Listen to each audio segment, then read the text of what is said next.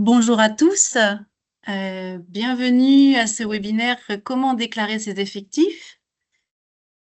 Donc je m'appelle Stéphanie Buzine, je suis chargée de projet et de partenariat chez Prézoa. J'ai le plaisir de co-animer ce webinaire.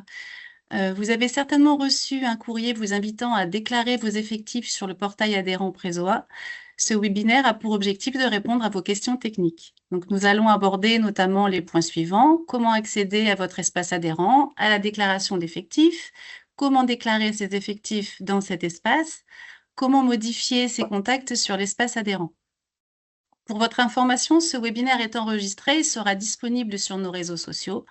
Et à l'issue du webinaire, vous recevrez par mail plusieurs documents qui vous aideront sur la déclaration des effectifs, et également accompagnés d'un questionnaire de satisfaction. Vous pourrez poser vos questions tout au long du webinaire dans la section conversation. Un temps de réponse dédié est prévu à la fin. Les questions soumises lors de l'inscription également seront abordées. Veuillez noter que des questions vraiment spécifiques à des situations particulières ne seront pas traitées durant cette présentation, mais vous aurez la possibilité de poser vos questions dans la zone conversation et également dans le questionnaire de satisfaction où nous pourrons reprendre contact avec vous dans un deuxième temps. Donc, je vous présente les animateurs du webinaire. Donc, Alexandrine. Bonjour, Alexandrine Falise, je suis responsable relations adhérents pour toutes les entreprises du BTP de l'Oise. Ensuite, Laure. Oui, bonjour, Laure de Sarriquet, je suis chargée de relations adhérentes pour Prézoa sur l'Aisne et une partie de l'Oise, donc l'Interpro. Et également Alexandre. Eh bien, bonjour à toutes et tous. Donc, Alexandre Pankouk, je suis responsable relations adhérents pour la partie Interpro qui représente environ 18 000 adhérents pour 180 000 salariés suivis environ. Alors, l'idée, c'est de vous faire la présentation en deux temps. La première, ça sera pour la connexion, la déclaration des effectifs. Et puis, comme Stéphanie l'a dit, la seconde, ça sera pour la partie questions. Donc, j'espère répondre à certaines questions dans la première présentation. N'hésitez pas si il y a des questions pour les poser au fil de l'eau. Donc, dans un premier temps, je vais vous partager mon écran. L'idée pour la déclaration des effectifs, c'est un seul et unique moyen, c'est sur notre site internet prezoa.org. Vous avez un espace à droite, portail adhérent. Quand vous cliquez sur portail adhérent, vous arrivez sur cet onglet-là. Il y a déjà, pour celles et ceux qui l'auraient déjà vu, une vidéo pour l'utilisation du portail adhérent, ce qu'on va finalement voir aujourd'hui de façon peut-être plus animée et plus collaborative. Il y a également des questions-réponses, une foire aux questions. Et on avait également mis en ligne un tuto, entre guillemets, mais sous format PDF, puisqu'il y en a qui sont peut-être plus à même ils préfèrent lire que de voir. Donc on avait fait sur ces deux modalités. Si jamais il y a des questions que vous avez, pour lesquelles on n'a pas répondu ou que à l'issue du webinaire vous avez, n'hésitez pas à nous écrire sur relationsadhérent@prezoa.org. C'est Laure et moi-même, y compris Alexandrine, qui répondons à ces questions. Donc là, on est à votre entière disposition par rapport à ça. Donc la première étape, accéder au portail adhérent. Vous arrivez donc toutes et tous ici.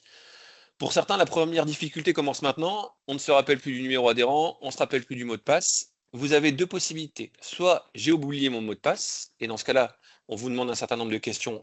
Le mail arrive chez nous, on vous envoie votre mot de passe. Soit vous avez notre adresse mail relation adhérent, et vous nous envoyez un mail en disant, voilà, j'ai bien le numéro adhérent tant, j'ai plus mon mot de passe, et nous, automatiquement, on va vous générer un nouveau mot de passe. Là, le mot de passe est actif dans la journée, et vous pourrez continuer les modalités. Surtout, ce qu'on ne vous invite pas à faire, c'est à cocher « Je dispose d'une connexion en tant que mandataire ». Ici, la connexion en tant que mandataire, c'est généralement le cabinet comptable qui a plusieurs comptes et qui coche pour avoir accès à tous ces comptes en un seul temps. Donc là, nous, on a un adhérent test sur lequel on va travailler. Voilà. Donc là, vous renseignez vos logins, votre login et votre mot de passe, pardon. Vous arrivez sur cette première page. Là, ici, finalement, c'est les informations importantes. Donc là, les informations importantes, notamment en termes de déclaration, puisqu'elle est ouverte depuis le 20 janvier et sera ouverte jusqu'au 15 mars. Donc, première information importante. La deuxième information importante, pour laquelle on pourra répondre à certaines questions liées au DU, c'est que maintenant, en fait, chaque employeur doit transmettre le DU à son service de prévention et de santé au travail. Donc là, si vous avez votre DU, n'hésitez pas à nous l'envoyer à cette adresse mail-là. Notre service prévention récupérera les informations et pourra les centraliser. Tout à l'heure, Alexandrine répondra à une question, notamment sur le DU plus précisément, mais voilà, c'est une première partie pour vous présenter la première page. On retrouve ici la vidéo sur le portail adhérent et ici la modalité pour le paiement des cotisations. Si on reprend chacun des items, donc là, en cliquant ici, vous revenez à votre page d'accueil. Ici, dans vos informations, finalement, ce sont vos informations administratives. Donc, dès lors que vous avez besoin de changer un numéro de téléphone, une adresse mail, c'est ici que ça se passe. Vous ne pourrez pas changer votre raison sociale. C'est-à-dire que si vous changez votre raison sociale, il faudra écrire sur Relations adhérents et nous envoyer le cabis pour que nous fassions la modification. Si vous souhaitez ajouter des adresses, vous ajoutez l'adresse de type facturation, vous mettez les coordonnées, vous validez, automatiquement, c'est envoyé à notre service et nous, tous les jours, en fait, on intègre les informations. Ce qu'il faut voir, c'est que quand vous faites une modification ici, la modification n'est pas instantanée. On doit nous manipuler derrière pour que ça soit pris en compte. De la même façon, si vous souhaitez ajouter un contact, par exemple, de convocation, une personne est partie, vous avez changé de collaborateur, vous mettez ici, vous renseignez les informations, vous validez, ça arrive chez nous. Information importante par rapport au DU, ici, c'est est-ce que vous avez un CHSCT? Alors, aujourd'hui, notre logiciel est ainsi fait qu'on ne peut pas modifier le CHSCT, mais maintenant on parle plutôt de C2SCT. Et après, on vous demande de compléter si vous avez ou non un DUERP. Toutes ces informations sont reprises chez nous et intégrées pour qu'on puisse avoir l'entièreté des informations. Donc sur cette partie-là, vos informations finalement sont plus liées à vous. Sur le I, ce sont plutôt les informations liées à votre centre de visite et à nous. C'est-à-dire qu'ici, vous avez le lieu de visite, généralement plus proche de votre lieu de travail. Vous avez ici le nom du médecin, le nom de la secrétaire avec son adresse mail et son numéro de téléphone. Ce qu'il faut savoir, c'est que la secrétaire est votre clé d'entrée chez Présoa. C'est-à-dire que dès lors que vous avez une question liée à des visites, une demande de duplicata, une demande diverse liée au suivi médical, c'est chez la secrétaire.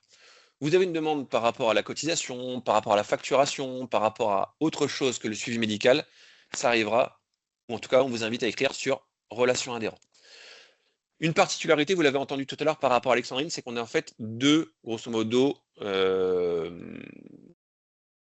deux tuyaux, on va dire. Un tuyau pour le BTP, c'est Alexandrine. Un tuyau pour l'Interpro, c'est nous. Quoi qu'il arrive, si vous avez une question, écrivez à Relations adhérents, on transmettra à Alexandrine. Il n'y aura jamais de réponse perdue, normalement. J'espère pas que parmi vous, il y a eu une réponse sans réponse, parce que sinon, vous allez faire tomber la moyenne. Mais normalement, on répond à toutes les questions et toutes les interrogations, donc n'hésitez pas. Et vous voyez, ici, vous avez aussi l'adhérent BTP. Mais en tout cas, vous avez toutes les informations liées à la partie administrative ici. De la même façon, pour les factures, c'est ici.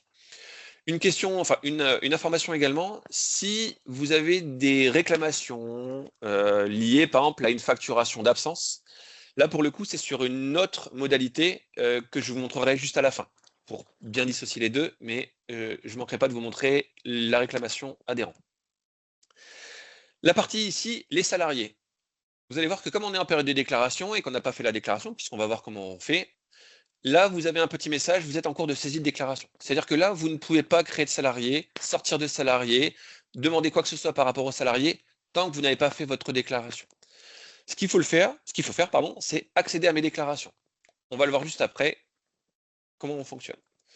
Les factures, là, finalement, vous retrouvez l'ensemble de vos factures. Point vert, c'est payé, point rouge, c'est en cours de paiement. Et ensuite, vous avez ici, alors ici, il n'y a pas de facture payée puisque c'est un adhérent test, mais ici, vous avez tout le récapitulatif de vos factures en dessous, avec également la possibilité de payer en carte bleue, sur les lignes pour lesquelles il y aura une carte bleue en bout. Là, vous avez vos déclarations. La déclaration, vous allez voir, quand on va faire vos salariés, on va revenir sur cet item-là, donc je vais vous le montrer juste après. Et ce dernier onglet, vos rendez-vous, il y avait des questions qui avaient été posées lors de la pré-adhésion. Je vous l'expliquerai également tout à l'heure. Si on retourne sur la déclaration des effectifs, en allant sur les salariés, comme je vous ai dit précédemment, en fait, il est indiqué que vous avez une saisie, vous êtes en cours de saisie de déclaration. Quand vous tapez sur accéder à mes déclarations, on arrive sur le pavé lié à vos déclarations. C'est exactement la même chose. Ici, vous avez les codes couleurs indiquant si vous avez terminé, confirmé ou pas commencé la saisie. Là, vous voyez, nous, on est en cours, puisqu'on pour préparer le test, on a pré-cliqué. Sinon, pour ceux qui n'ont pas commencé, ici, vous avez un point rouge, puisqu'on est dans la déclaration de l'année 2025. On va commencer donc la déclaration en allant cliquer sur « Saisir la déclaration ». Automatiquement, vous allez revenir sur le premier onglet « Vos informations administratives ». L'idée aujourd'hui, c'est que parfois, vous allez peu ou pas sur votre portail adhérent tout au long de l'année, puisque vous avez peu ou pas d'entrées, ou peu ou pas de demandes. L'idée là, c'est de dire « D'accord, très bien. On reprend l'ensemble de vos informations et dites-nous si les informations qui sont ici sont bonnes. Si elles sont bonnes, pas de problème. Si elles sont erronées ou vous voulez compléter, comme indiqué tout à l'heure, modifier les informations, ajouter une adresse et ne pas oublier d'informer ici ou de renseigner ici les informations. Dès lors que votre page est correcte, nous vous invitons à faire suivant. Une particularité. Certains d'entre vous, en fait, pour des questions de résolution, ne voient pas le précédent ou le suivant quand vous êtes sur votre espace, sur cette page-là. On vous invite en fait à régler la grandeur de l'écran, soit par la roulette, soit en allant sur les résolutions. Vous voyez ici, nous on a une résolution qui est assez suffisante. Parfois j'ai des adhérents qui nous disent « Ah mais je vois pas le suivant ». Donc c'est juste une histoire de taille d'écran. En allant sur suivant, vous arrivez sur ce qu'on appelle, nous, alors on est désolé, hein, c'est vraiment des champs un peu barbares, la gestion des déterminants de votre établissement. Qu'est-ce que c'est? Finalement, c'est tous les risques que vous avez dans votre société. Si vous ne les cochez pas ici, vous ne les retrouverez pas sur l'écran d'après. On va prendre l'exemple, par exemple, du salarié exposé à l'amiante. Ici, vous cochez donc toutes les habilitations, tous les risques qui sont dans votre établissement. Vous cliquez sur « Suivant ». Pour rappel, on va prendre l'exemple du salarié exposé à l'amiante. Ici, vous retrouvez donc l'ensemble de vos salariés connus à date, tels qu'ils sont dans votre structure. Si jamais vous avez besoin de créer un salarié, ajoutez un salarié. On va le faire juste après. Si vous avez besoin de sortir un salarié, vous saisissez le nom du salarié, vous le sortez. Ou alors, vous le sortez ici, sur la ligne du salarié concerné. Quand vous faites sortir le salarié de l'effectif, vous mettez de la date de sortie, éventuellement un motif, vous validez, il passera automatiquement en rouge. Si on fait un essai, 27 janvier 2025, validé, il passe en rouge. Cette manipulation est très importante, puisqu'en fait, l'idée de la déclaration des effectifs, c'est de faire une photo, finalement, une photo de classe de vos salariés présents à date. Et donc, si vos salariés ne sont plus présents aujourd'hui, pour ne pas avoir de cotisation pour ce salarié, on vous invite donc à aller sur « Sortir le salarié ». Si vous devez ajouter un salarié, donc là, finalement, on va dire « moi », le nom marital, vous retapez le nom de votre salarié, la date de naissance, le sexe, la date d'embauche. La date d'embauche est très importante, puisque finalement, c'est la date au moment où vous allez l'embaucher. On prend la date d'aujourd'hui. Le poste de travail. Donc là, l'idée, c'est de mettre le poste de travail tel que vous l'avez dans votre structure, puisque c'est l'information qui va être envoyée à la secrétaire et au final, soit à l'infirmier, soit au médecin. Le contrat de travail. Donc là, vous avez une liste de possibilités. Le code PCS. On a régulièrement des questions sur les codes PCS. Qu'est-ce que c'est? Où est-ce que je le trouve? Soit vous l'avez via votre service RH, soit vous l'avez via votre cabinet comptable, soit vous l'avez via ici la petite loupe. Quand vous allez dessus, vous avez la capacité en fait de sélectionner. Alors là, j'ai pris un exemple simple, vous allez me dire, mais si on fait secrétaire, ici, en allant sur la petite loupe, vous retrouvez finalement les codes PCS. Et vous n'avez plus qu'à, entre guillemets, sélectionner ce qui correspond à votre situation. Si jamais vous avez un doute ou je vous dis une question, une interrogation, généralement les RH l'ont, cabinet comptable peut l'avoir, sinon vous nous sollicitez et on essaiera de trouver une solution par rapport à votre demande. La date de fin de période d'essai, imaginons, on va dire qu'il y a une période d'essai de 2 mois, donc le 26 mars, et la date de fin de contrat, il n'a pas de date de fin de contrat. On retrouve ici les déterminants qu'on a vus juste avant. Votre salarié, il est travailleur de nuit, il est, sur des travaux réglementaires ou des salariés exposés au plomb. Vous voyez là, ici, dans la catégorie déclarée, vous avez automatiquement suivi individuel. Dès lors que vous allez cocher sur l'une ou l'autre des cases, automatiquement, le suivi va se mettre automatiquement. Soit il est en SIA, soit, vous voyez, il passe en suivi renforcé. Cette coche est très importante à 2 niveaux. D'une part, pour qu'on ait le bon suivi, et donc au final que la secrétaire médicale reçoive la bonne information, et donc oriente le salarié soit vers l'infirmier, soit vers le médecin, mais également en termes de facturation. C'est-à-dire que si vous ne cochez pas bien ici, on aura le mauvais suivi, donc la mauvaise périodicité, mais également la mauvaise facturation. Tout à l'heure, je vous disais, on pourra le valider comme ça. Donc, je ne sais pas si... Alors, attendez, je vais faire différemment. Je vais marquer Laure, comme ça, au moins, on est sûr. Je suis désolé, Laure, du coup, maintenant, on est en famille. Vous voyez, dès lors qu'il y a eu la création, le salarié apparaît en vert.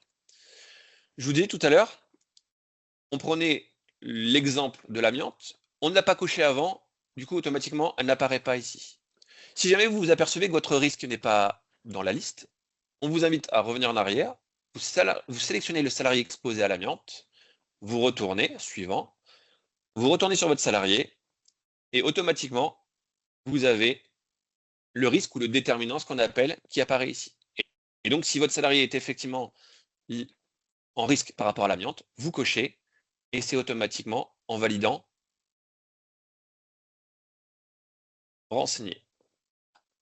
Alors, normalement, vous n'avez pas ça. Je pense que c'est parce que c'est un adhérent test. Et vous voyez, il a automatiquement gardé les éléments. Vous avez aussi 2 codes couleurs ici. Vous vous dites, mince, qu'est-ce que c'est? Eh bien, si vous validez, normalement, je le laisse volontairement, il va dire, il y a des salariés qui sont en erreur. Vous voyez, merci de compléter le poste de travail de vos salariés. Et donc là, finalement, vous ne pouvez pas aller plus loin, puisque vous n'avez pas renseigné la totalité des informations. Donc si vous avez cette phrase ici, je la remontre, merci de compléter le poste de travail de vos salariés, c'est que ici, vous avez des salariés qui sont soit en rouge, soit en orange, jaune. Pour les modifier ou pour ajouter, vous allez dans modifier le salarié, et vous voyez que là, on n'a pas de poste de travail. Donc si je reprends le terme de secrétaire, vous retournez sur... Alors, je vais le faire en 2 étapes. Vous voyez? Donc là, il vous dit, si le salarié n'est pas soumis à une surveillance particulière, merci de cocher aucun suivi.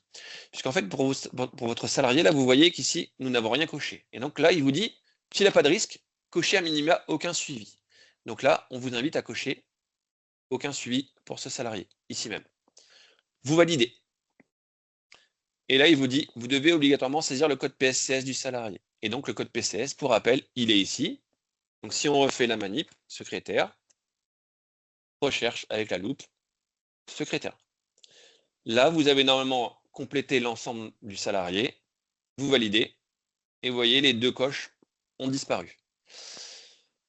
Ce qu'il faut bien voir, c'est que le nœud ou le plus important finalement pour la déclaration d'effectifs, c'est ici. C'est-à-dire que vous avez ici l'ensemble de vos salariés, il faut bien sortir les salariés qui ne sont plus là, créer les salariés qui sont là pour avoir une déclaration optimale et optimum. Une question avait été posée de mémoire, Stéphanie, pour les salariés qui sont multi-employeurs. Alors, pour celles et ceux qui sont concernés par le multi-employeur, en fait, ce qu'il faut savoir, c'est qu'il y a un décret qui est sorti l'année dernière ou l'année d'avant, qui dit qu'un salarié qui a potentiellement plusieurs salariés peut voir chacun des employeurs avoir la cotisation divisée en autant d'employeurs. Un exemple, un salarié a 2 employeurs, potentiellement la cotisation peut être divisée en 2. Pour cela, en fait, il y a plusieurs conditions. Le salarié doit avoir le même code PCS. Alors d'abord, il doit avoir 2 ou plusieurs contrats, c'est la première condition, mais il doit avoir le même code PCS. C'est-à-dire qu'ici, il faut que chez les 2 employeurs, il y ait le même code PCS. Parfois, il y a des employeurs qui nous disent « Ah, mais moi, j'ai madame machin ou monsieur truc, il a plusieurs employeurs. » Et quand on regarde, en fait, ils n'ont pas tous le même code PCS. Donc, malheureusement, la première condition n'est pas remplie. La deuxième condition, ou la troisième, si on considère que la première, c'est d'avoir plusieurs contrats, et le deuxième, le code PCS, la troisième condition, c'est d'avoir le même risque. C'est-à-dire que ici, potentiellement, vous avez le salarié qui a le même code PCS, mais il n'y a pas le même déterminant. Et du coup, si vous voulez, la machine est ainsi faite qu'en sortant la liste de vos salariés, s'il n'y a pas le même code PCS et pas le même risque, et bien automatiquement, ça ne, comment je veux dire, ça ne décompose pas ou ça ne divise pas la cotisation en autant d'employeurs. C'est-à-dire que le logiciel dit, bah non, la condition 1 n'est pas remplie, donc il n'y a pas le prorata de cotisation. La condition 1 est remplie, mais la 2 n'est pas remplie, donc pas multi-employeur. Ce qu'on vous invite à faire, donc, c'est soit vous renseigner auprès des autres employeurs, si vous connaissez, ou alors remplir vos éléments et surtout cocher ici salarié multi-employeur. Si vous ne cochez pas salarié multi-employeur ici même, il ne sortira pas en multi-employeur. Et donc là, vous mettez validé. Et donc là, votre salarié est topé, entre guillemets, en tant que multi-employeur. Pour celles et ceux qui ont beaucoup de salariés, effectivement, ça amène à changer ou à regarder sur chacun des salariés. Et c'est comme ça qu'on dit, nous, aujourd'hui, on invite les employeurs à aller régulièrement sur le portail adhérent pour sortir les salariés notamment, mais également pour créer les salariés, puisque la création du salarié amène la création de la visite ou de la demande de visite, ce que Alexandrine va vous montrer juste après. Donc là, dès lors que vous avez créé vos salariés, sorti vos salariés, vous pouvez exporter la liste, puisque là, c'est vrai que c'est un petit peu barbare. Donc là, si vous exportez la liste, vous retrouvez en fait votre liste ici, sous format Excel, que vous pouvez en fait retravailler. Donc là, avec les noms, prénoms, les suivis et les différentes informations que vous avez renseignées. Une fois que tout ça est bon, vous vous souvenez tout à l'heure, il nous restait les codes orange et rouge qui bloquaient. Là, quand on tape sur suivant, vous retrouvez en fait l'ensemble de vos salariés. C'est un récap qui reprend l'affectation des déterminants, qui finalement revient sur les éléments juste avant.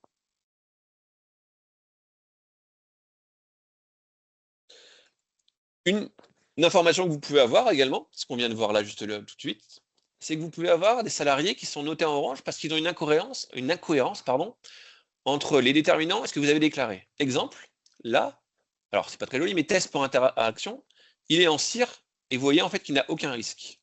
Et donc, le logiciel vous demande de retourner sur test pour interaction test.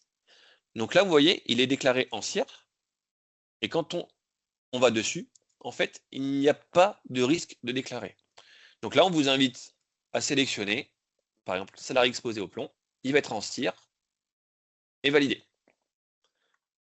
Automatiquement, quand vous faites suivant, votre salarié est bien en CIR. Et donc, normalement, plus d'incohérence. Sur ce pavé-là, en fait, vous arrivez sur l'estimatif de votre cotisation. Donc là, il reprend le nombre de salariés, la cotisation par famille, en fait. SIG, SIA, d'une part, et SIR. Ce qui permet pour vous, en fait, de reprendre et de voir si l'ensemble de vos salariés présents aujourd'hui, par rapport à ce que vous en savez, correspond bien à 14 salariés. Vous faites suivant. Là, on arrive finalement à la dernière étape de la déclaration des effectifs. C'est-à-dire que ici, une fois que vous avez vérifié, une fois que vous avez tout bien déclaré, que vous n'avez plus les risques orange, rouge, que vous avez bien fait les déterminants, que votre cotisation a été estimée correctement, on vous invite à cocher ici « Je certifie l'exactitude »,« J'ai pris connaissance », votre nom, prénom, l'email, vous validez, il vous dit « Merci de patienter », et là, le plus important, c'est ça, déclaration validée. Vous avez donc là, à ce moment-là, en fait, reçu un mail sur l'adresse mail que vous venez de renseigner, et automatiquement, vous avez en mémoire, entre guillemets, sur votre boîte mail, ce que vous avez déclaré. Si vous souhaitez conserver, vous avez la possibilité, sachez qu'également sur le portail adhérent, quand vous allez, donc si je fais comme ça, vous allez donc avoir votre espace adhérent. Si dans 2-3 mois, vous voulez voir votre déclaration d'effectifs ou dans 3 jours, vous retournez ici dans votre déclaration ou vos déclarations. Si vous vous souvenez bien, tout à l'heure, on avait un stylo et un point orange. Là, comme on vient de confirmer la déclaration des effectifs, on a une imprimante qu'on va cliquer et le point vert, c'est-à-dire qu'elle a été confirmée. On retrouve notre déclaration et là, en fait, vous retrouvez l'entièreté de votre déclaration avec les salariés que vous avez déclarés, les cotisations estimées, mais également, en fait, la liste de vos salariés tels que vous les avez déclarés. Et donc, si vous avez un doute, au moins, là, vous avez la photo de la déclaration que vous avez. Alors, attendez, hop, je fais juste ça.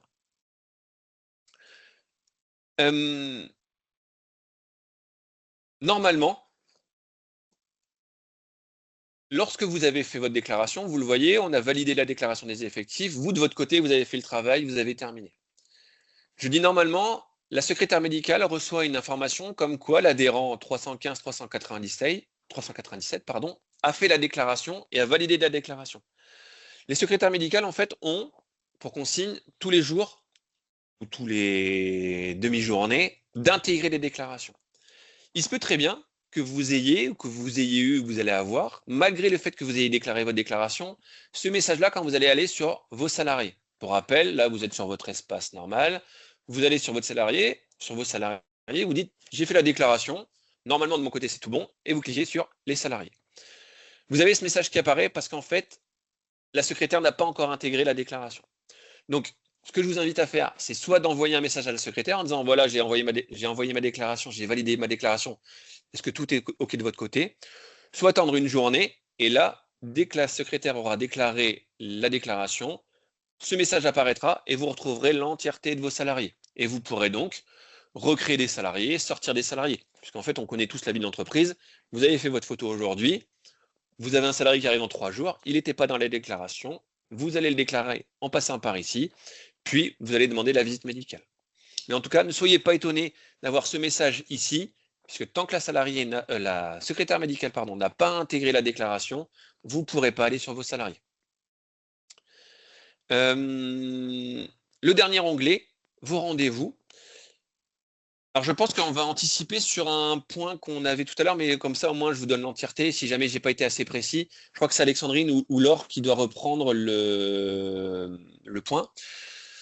Ici dans vos rendez-vous, en fait, vous pouvez demander des rendez-vous et on vous invite à ne passer que par ici pour demander vos rendez-vous. C'est-à-dire qu'en demandant un rendez-vous, ce qu'il faut savoir, c'est que la secrétaire médicale, dès lors que vous créez un salarié, elle reçoit une information en disant telle structure ou telle entreprise a créé un salarié.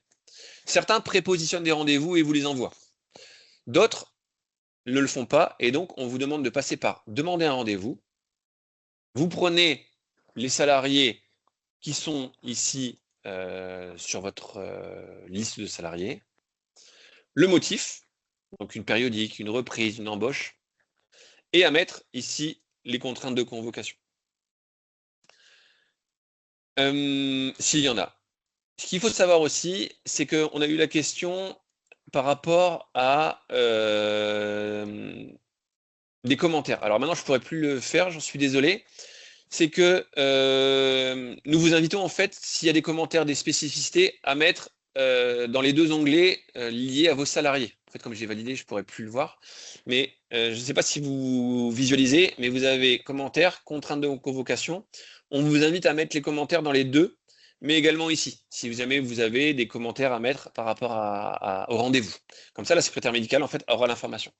Alors, quand on dit aura l'information, parfois la secrétaire a beau avoir l'information, il ne nous est pas possible d'y répondre. Typiquement, si vous dites votre salarié travaille de nuit, est-ce que je peux avoir une visite la nuit? Malheureusement, on ne pourra pas répondre à cette demande. Mais dans la mesure du possible, la secrétaire médicale, effectivement, va tenir compte de ça. Je pense en avoir fini, en tout cas avec la présentation. Je ne sais pas s'il y avait des questions autres que celles qui étaient posées lors de la préparation, Stéphanie. Oui, il y a plusieurs questions en fait. Allez. On y va? On y va. Alors, soit on répond comme ça, et puis peut-être que ça va répondre aussi aux questions qui étaient en attente la dernière fois. Alors, il y a une question, est-ce que c'est toujours bloquant d'anticiper la sortie d'un salarié? C'est-à-dire, il sort le 31 janvier et on est le 27. Est-ce que je peux le faire ou non? Vous faites ou Alexandrine?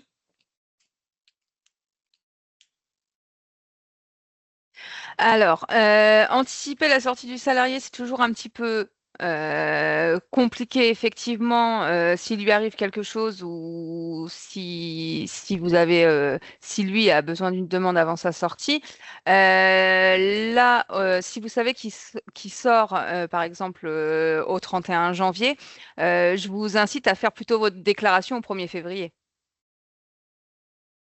Il faut savoir, pour aller dans le prolongement de ce que dit Alexandrine, on a parfois des salariés, alors vous allez me dire ça ne vous concerne pas, mais jusqu'au jour où ça va vous concerner, on a des salariés qui ont la capacité en fait de nous appeler et demander ce qu'on appelle nous des occasionnels salariés. C'est-à-dire que le salarié, sans passer par vous, dit moi je veux voir le médecin du travail. La difficulté, si vous le sortez, c'est que quand il va appeler la secrétaire médicale, la secrétaire va dire malheureusement monsieur, madame, vous êtes inconnu. Et là, en fait, on ne pourra pas lui donner le rendez-vous. Donc, effectivement, il vaut mieux sortir le salarié quand vous avez la sortie du salarié, soit décaler quelques jours la déclaration d'effectifs. Si votre salarié sort le 31 ou 30 juin, par exemple, là, ne le faites pas tout de suite. Faites-le quand vous êtes au 1er juillet, en fait. Et donc, ça vous invite, on vous invite à y aller quand votre salarié sort effectivement. Ok.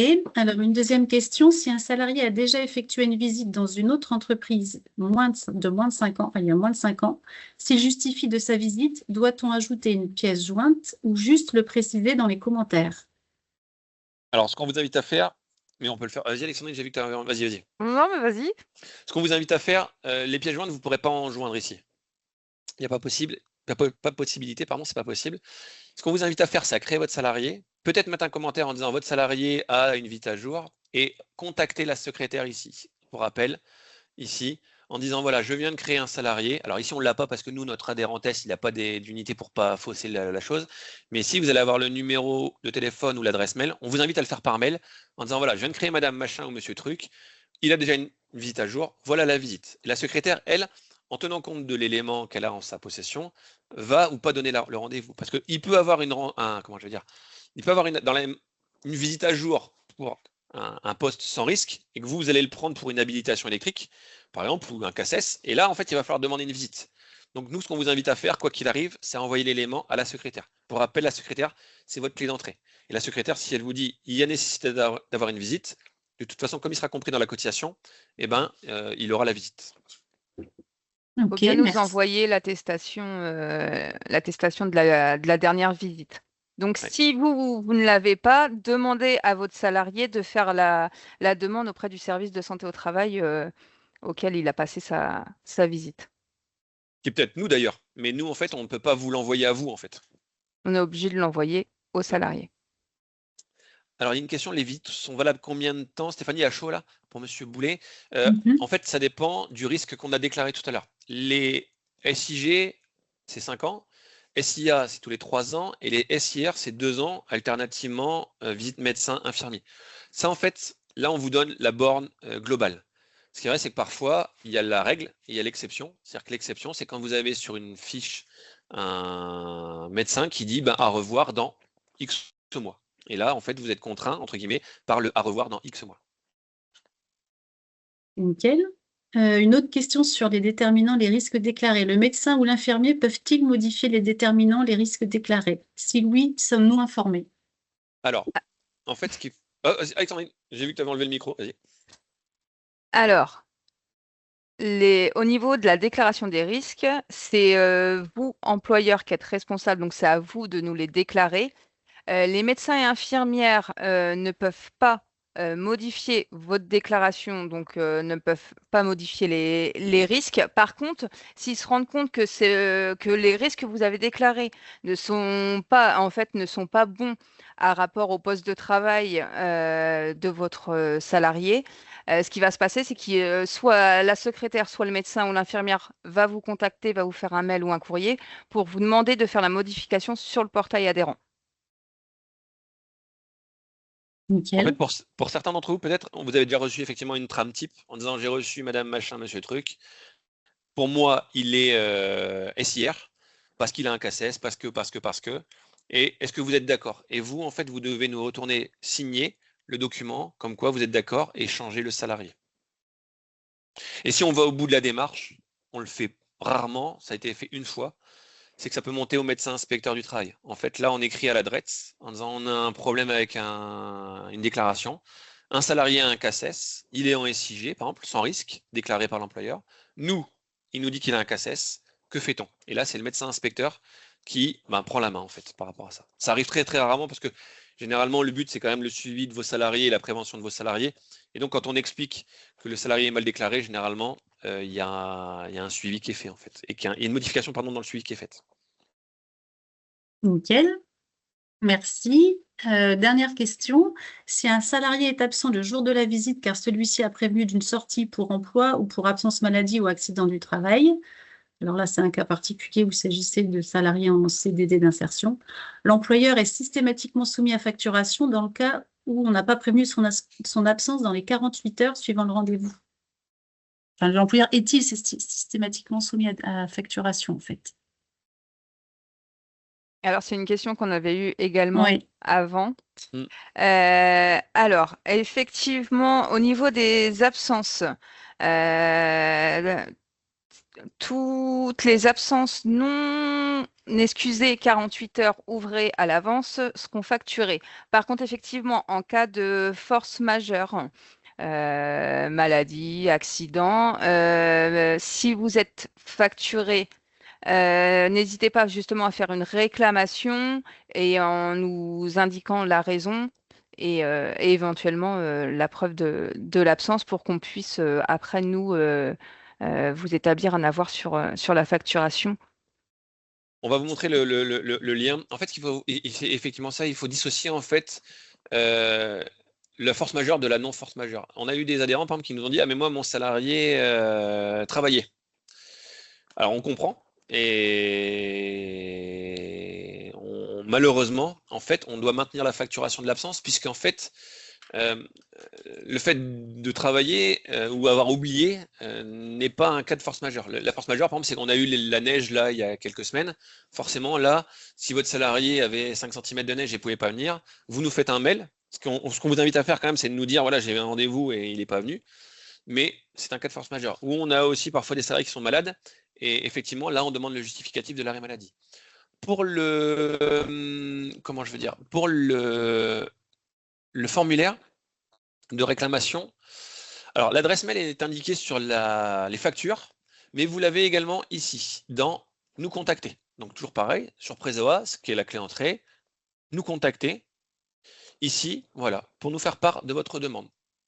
Et donc là, en fait, vous avez, donc je suis un adhérent, on vous demande vos questions, interrogations, et après, en fait, on vous demande le pourquoi de la demande. Alors attendez, je vais essayer de vous le faire. Alors on va un peu au-delà de la déclaration d'effectifs, mais au moins on vous aura montré l'entièreté de l'information.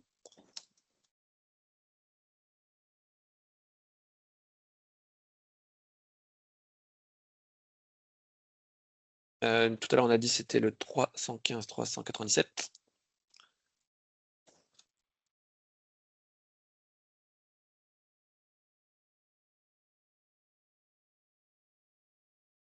Et là, vous voyez, on vous demande quel est l'objet finalement de votre demande. C'est une demande de visite médicale, donc c'est possible parce que des fois, en fait, là, ce qu'il faut bien voir, c'est que ça concerne également les salariés. Donc les salariés, ce que je vous disais tout à l'heure, finalement, vous voyez, on y arrive. Le salarié qui demande une visite, vous n'êtes pas au courant, et voilà, il passe par ici, et nous, on transfère la secrétaire médicale. Une sollicitation du pôle prévention, l'aide au DU. Il y a eu pas mal de questions sur l'aide au DU dans le cadre de la préparation. Alexandre va en parler juste après. La facturation de nos prestations ou une demande de ou l'utilisation du portail. Sur la facturation de nos prestations, c'est typiquement l'absence à la visite médicale.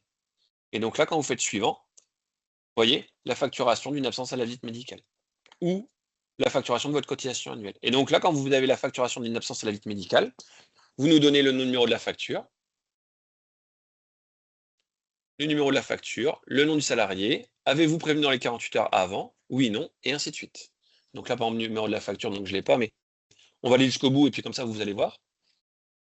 Le nom, Madame X, avez-vous notifié, on va dire oui, était faite par écrit. Aujourd'hui, ce qu'il faut bien voir, c'est que si vous appelez votre secrétaire médical, on vous invite à systématiquement faire un mail. Puisque nous, en fait, la réclamation va arriver chez Laure et moi, et Alexandrine, pardon. Et donc, automatiquement, on va demander s'il y a un mail. S'il n'y a pas de mail, on ne pourra malheureusement pas répondre favorablement à votre demande, puisqu'en fait, on a tellement d'appels que la secrétaire ne s'en souvient pas, et à défaut d'écrit, malheureusement, on ne pourra pas prendre en compte votre demande. Et donc, le commentaire, vous dites, ben voilà, mail le 1er février, ou le 1er janvier, pardon, pour dire que le salarié ne viendrait pas. Pour dire salarié, alors il faudra faire une autre phrase, mais pour dire salarié malade. Et là, automatiquement, vous envoyez votre demande à bien être enregistrée. Et ça arrive donc chez nous pour qu'on puisse traiter. Donc dès que vous mettez un maximum d'informations, nous, ça nous permet de chercher et de répondre, en tout cas, avec le maximum d'informations, soit positivement, soit négativement, en fonction de la situation. Voilà, on était un peu plus loin que le portail adhérent, mais c'était la suite. C'est intéressant, oui. La suite, Voir la boucle. c'est ça, si vous avez des questions par rapport à ça. Ben là, je pense qu'on a fini les questions en direct. Après, on peut reprendre des questions qui ont été abordées lors de l'inscription. Alors, on va revoir certainement des points qui ont été vus pendant la présentation, mais ça va permettre de refaire des petits résumés. Il y avait comment et quand demander une visite médicale? Laure, du coup, Alors, la visite médicale, donc si vous avez une embauche, donc c'est au moment de l'inscription, demandez la visite initiale. Si en cours après au niveau du suivi, vous pouvez demander une visite périodique, vous pouvez demander une visite de reprise. La reprise maladie, à partir du moment où il y a 60 jours d'arrêt, vous devez demander une visite de reprise pour votre salarié. La visite de reprise, elle sera positionnée dans les 8 jours qui suivent la reprise de travail. Un accident du travail, ce sera 30 jours d'arrêt. Donc 60 jours pour la maladie, 30 jours pour l'accident du travail. Après, vous pouvez également demander une visite à la demande de l'employeur. Pour le coup, il faudra préciser pourquoi vous demandez la visite pour que le médecin sache pourquoi il reçoit votre salarié. Et tout ça, vous pouvez faire la demande directement depuis votre portail adhérent. nickel. Une autre question, faut-il déclarer les CDD courts dans la déclaration d'effectifs? Laure, tu peux Alors, reprendre. oui, alors à partir du moment où vous avez un contrat de travail, effectivement, il faut l'inscrire dans votre effectif. Après, demander ou non la visite médicale en fonction de savoir s'il a une visite à jour avec le même poste de travail et les mêmes risques. Et il faut effectivement déclarer votre salarié à partir du moment où il est dans votre effectif. Nickel. Une autre question, alors là, il y a un petit doute sur la compréhension de la question qu'on a reçue donc pour l'inscription. Comment identifier les SMR et autres? Alexandre? Ouais, alors si on a bien compris la question et on espère l'avoir bien compris, si on parle des SMR, c'est en fait les anciennes appellations, donc surveillance médicale renforcée. Maintenant, c'est ce qu'on appelle les SIR, les surveillances individuelles renforcées. C'est ce qu'on a vu tout à l'heure quand j'ai rajouté en fait l'amiante. C'est-à-dire que c'est là en fait où vous déclarez vos risques et où vous matérialisez vos risques. Normalement, c'est soit marqué dans votre DUERP, si vous l'avez à jour, soit ce qu'on vous invite à faire, c'est à contacter la secrétaire qui verra avec le médecin du travail, qui en fonction, en fait, vous accompagnera par rapport à la déclaration des risques. Nickel. Alors, la question suivante. Alors, c'est pareil, c'est une question on a abordée également tout à l'heure. Bien souvent, donc la partie commentaire. Une question sur la partie commentaire qui semble être destinée aux médecins, mais qui finalement, le commentaire ne reste pas forcément dans cette rubrique. Peut-être tu peux nous en dire plus, Laure? Oui, donc comme disait Alexandre tout à l'heure, lorsque vous inscrivez votre salarié, on vous invite à mettre les commentaires sur les 2 cases. Et surtout, lorsque vous faites la demande de rendez-vous, précisez votre commentaire à cet endroit-là. Au moins, vous êtes sûr que la secrétaire le recevra au moment où elle va recevoir la demande de rendez-vous.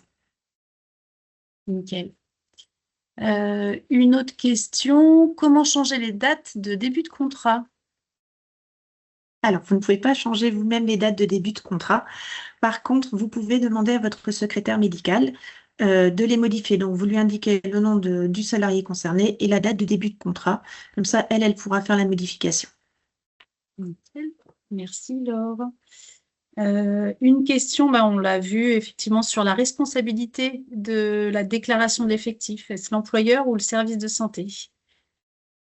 Alors, la responsabilité de la déclaration, c'est bien à l'employeur qu'elle revient. Donc, c'est bien à vous de nous déclarer. C'est une déclaration qui est obligatoire tous les ans. Donc, c'est à vous de la faire via le portail adhérent. Mais du coup, et la responsabilité, c'est pareil, des visites médicales, c'est également votre responsabilité de nous faire les demandes. Ok. Ensuite, une autre question sur, alors lorsqu'un salarié, on l'a abordé avec l'absentéisme et le cas de dispense de facturation dans le cas d'une absence d'un salarié au rendez-vous. On l'a vu tout à l'heure, je ne sais pas si on revient dessus précisément. On l'a bien abordé, je pense, il n'y a pas On l'a longtemps. déjà bien abordé. Ouais. Et puis après, plusieurs questions. Donc, quels sont les délais pour déclarer mes effectifs chaque année?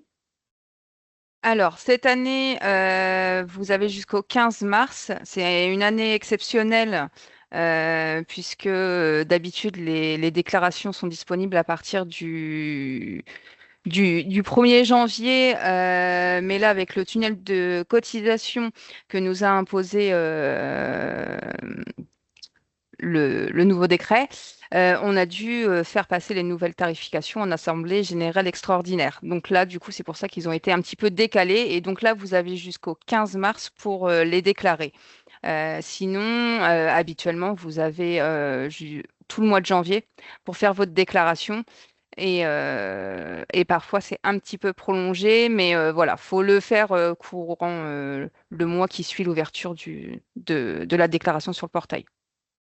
Merci. Quel document dois-je fournir pour la déclaration des effectifs? Alors, il suffit juste de faire votre déclaration annuelle des effectifs sur le portail adhérent. Vous n'avez pas de documents à nous fournir concernant vos salariés. Par contre, il faut nous fournir votre document unique d'évaluation des risques professionnels, des UERP. Donc, sur l'adresse mail qu'Alexandre vous a fait voir tout à l'heure, donc duerp@presoa.org. Ok. Dois-je inclure les stagiaires et intérimaires dans mes effectifs? Alors, non. Les stagiaires et les intérimaires ne sont pas à prendre en compte dans votre effectif. Concernant vos intérimaires, c'est l'agence d'intérim qui gère leur visite médicale. Et concernant les stagiaires, ils n'ont pas de visite médicale à passer. À part, évidemment, vos apprentis. Les apprentis, oui. Et puis, dernière question qu'on a pas mal abordée aussi, que faire si mes effectifs varient en cours d'année? Mettre à jour régulièrement votre portail, donc entrer vos nouveaux salariés et sortir donc les salariés qui sont partis de votre entreprise. Bah, nickel. Et donc, on a 2 nouvelles questions. Peut-être, Stéphanie, pardon, peut-être Oui. une précision sur le DUERP. Oui, mais ça rejoint un peu la question d'après, en fait. On D'accord, a une pardon. question aussi, non, t'inquiète, c'est qui concerne les interventions auprès des salariés sur des thématiques spécifiques. Proposez-vous oui. des interventions sur des thématiques spécifiques, sur la sécurité, la santé, sur les risques psychosociaux. Oui. Donc, Alors, ce qu'il faut préciser, Alexandrine l'a dit, depuis cette année, en fait, depuis le 1er janvier, on a ce qu'on appelle maintenant le tunnel de cotisation et l'offre socle. Alors, c'est des termes familiers pour nous, mais peut-être un peu barbares pour vous. Pardon. En fait, l'offre socle, grosso modo, que vous soyez à Lille, à Marseille, à Metz ou à Dinard, vous devriez avoir, en tant qu'entreprise, la même offre de service partout en France. Et donc, nous, on a une offre socle qui correspond à ça. Je pense que Stéphanie, on pourra peut-être l'envoyer, Oui. l'offre socle, à tous les participants aujourd'hui. Et l'idée, en fait, c'est qu'en contrepartie de la cotisation que vous allez payer, qu'on a vu tout à l'heure, vous allez avoir un panel de services qui va vous être offert dans la cotisation.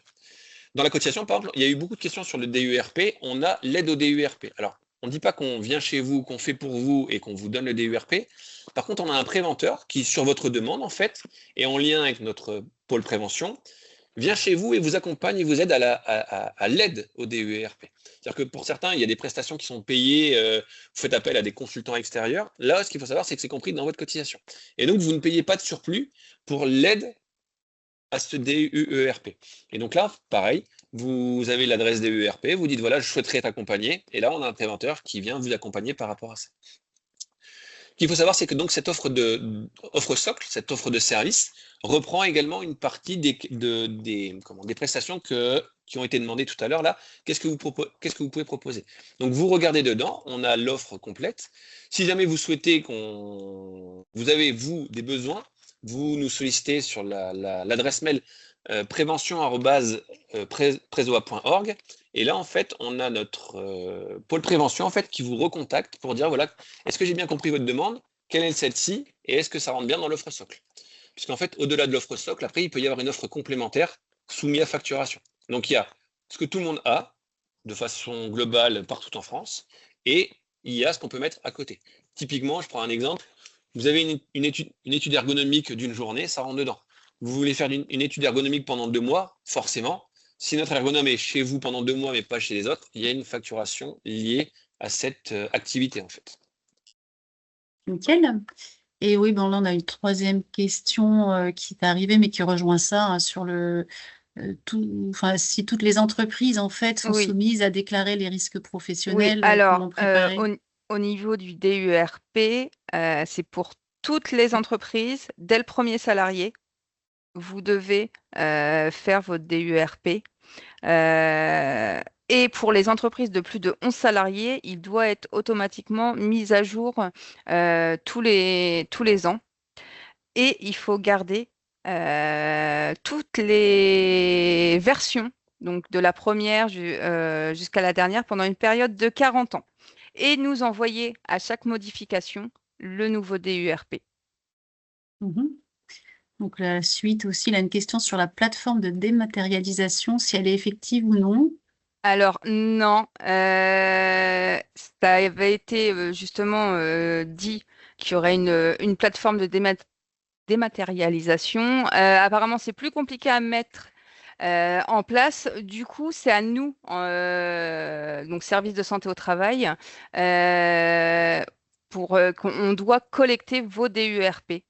Donc, c'est pour ça que vous devez nous les envoyer. C'est une obligation. Ça fait partie également de vos obligations de nous envoyer votre document unique à chaque mise à jour et à chaque création. Ok. Et donc, dernière question, peut-on faire travailler un salarié à sa reprise de travail suite à un arrêt supérieur à 60 jours avant sa visite médicale de reprise? Alors, en fait, c'est une question qui revient régulièrement. Ce qu'il faut savoir, c'est que, alors on parle de l'accident de travail, non, on parle d'un arrêt maladie, mais quand il y a un accident de travail, c'est au-delà de 30 jours ou reprise maternité ou maladie professionnelle. Ce qui est vrai, c'est que nous, on a 8 jours pour vous donner la visite. Matériellement, on n'a pas forcément toujours la capacité à vous donner le rendez-vous le jour de la reprise de votre salarié. Parce que votre salarié, vous êtes sûr qu'il revient lundi. Si vous nous appelez vendredi, nous, les plannings sont ainsi faits que on est quasi sûr de ne pas pouvoir vous donner le rendez-vous, comme un médecin généraliste ou comme un médecin spécialiste, hein, vous allez me dire. Ce qui est vrai, c'est que nous, aujourd'hui, on a 8 jours pour vous la donner. Et donc, certains employeurs soit négocient avec leurs salariés de se mettre en congé, libre à vous après de le faire travailler. Ce qui est vrai, c'est que nous, en tout cas, on a l'obligation de vous donner rendez-vous dans les 8 jours. Et dès lors qu'on a donné dans les 8 jours, nous, on a respecté la législation par rapport à ça. On ne peut vous inviter qu'à la vigilance, parce que si votre salarié, par exemple, a eu un accident de travail, s'est cassé le dos, et puis il revient et il reporte les mêmes cartons, il y a peut-être moyen de ne pas le faire travailler tout de suite. Ce qu'on vous invite à faire, puisqu'il y a quand même des solutions pour éviter ça, de plus en plus, on invite, nous, à ce que vous communiquiez à vos salariés qu'il y a des visites de pré-reprise. En fait, la visite de pré-reprise, alors il ne faut pas nous la demander le vendredi pour le lundi suivant, mais ça permet justement aux médecins d'anticiper finalement la reprise et de dire, ah, là, monsieur, madame, si ça continue comme ça, vous ne pourrez pas reprendre votre poste. Et dans ce cas-là, vous savez déjà qu'il ne faut pas le faire retravailler tout de suite dans ces conditions-là. Et si le salarié est d'accord pour vous communiquer le fait qu'il est venu en pré-reprise, puisque c'est à son initiative, il peut y avoir déjà des pistes de réflexion pour l'après, en fait. Donc, on vous invite à être vigilant, mais on vous invite surtout à lui expliquer qu'il y a des possibilités avec le rendez-vous de pré-reprise. Mhm. Et on a fait le tour de questions. Juste un petit commentaire là concernant, pour revenir sur la question précédente du DURP. Donc, si je comprends Oui, bien, vous réceptionnez les exemplaires du DU chaque année, mais nous devons également les conserver de notre côté pendant 40 années consécutives. c'est ça, exactement. Donc nous, on les conserve dans votre dossier, mais vous devez également les conserver et ça doit être accessible. Ils doivent également être accessibles et en cas de contrôle, vous devez le fournir à l'inspection du travail. Et si un de vos salariés vous le demande, vous devez lui montrer en fait que le DU est à jour et lui présenter. Donc oui, vous devez l'avoir également de votre côté et le garder effectivement pendant 40 ans. Eh bien, nickel, hein. On a fait le tour, je pense, et on arrive à la fin.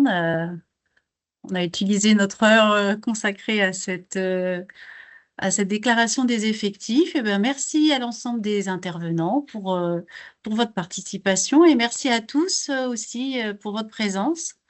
Vous allez recevoir donc prochainement un petit questionnaire de satisfaction si vous voulez bien y répondre et également les documents dont on a parlé, hein, donc l'offre socle, les petites vidéos aussi qui existent sur sur notre page internet que vous a présenté Alexandre en début de webinaire. Et puis la vidéo, donc effectivement, le webinaire est enregistré, donc la vidéo sera disponible prochainement aussi sur les réseaux sociaux. Donc, merci à tous. Nous restons à votre disposition pour toute information complémentaire et on vous souhaite une bonne journée. Au revoir. Merci, bonne Merci, journée. bonne Au journée revoir. à tous.